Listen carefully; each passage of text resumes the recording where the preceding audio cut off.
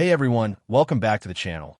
And today we're diving into a fascinating story about Gwyneth Paltrow that shows how one phrase can literally cost you a job in Hollywood.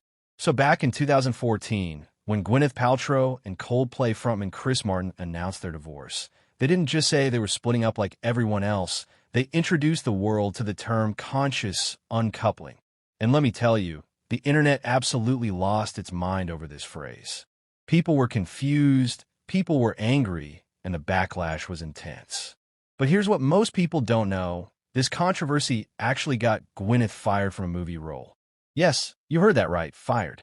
She recently revealed this bombshell on Amy Poehler's podcast, and the story is wild.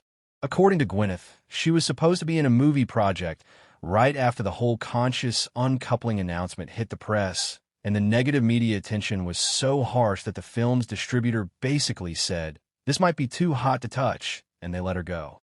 Can you imagine?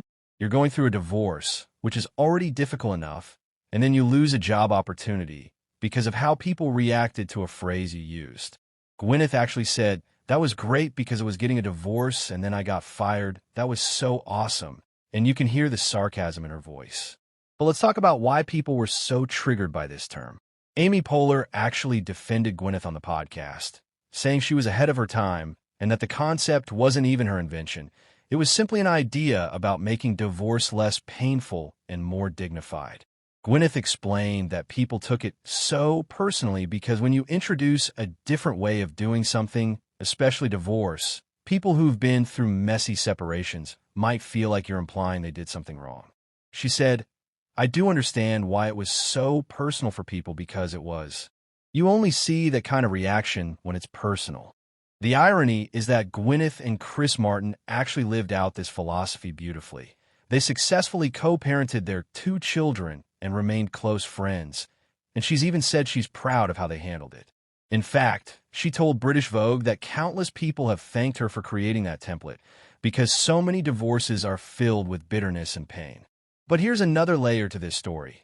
In a recent interview with The Hollywood Reporter, Gwyneth opened up about how her privileged background has fed into years of criticism and how she's perceived as unreachable or out of touch. She said that growing up on the Upper East Side with a famous actress mother and a TV director father, having Steven Spielberg as her godfather definitely contributed to the way people see her, and she admits some of that criticism is real. But she also said it's traumatic when people's projections of you are so misaligned with who you actually are, especially when your life gets used as clickbait and quotes get twisted. The fascinating part is that director Josh Safdie actually cast her in his new film Marty Supreme, specifically because he was looking for someone who seemed completely unreachable. So in a weird way, the very thing that got her fired from one project made her perfect for another. At the end of the day, Gwyneth Paltrow's story reminds us that in Hollywood, and really in life, you can't control how people perceive you.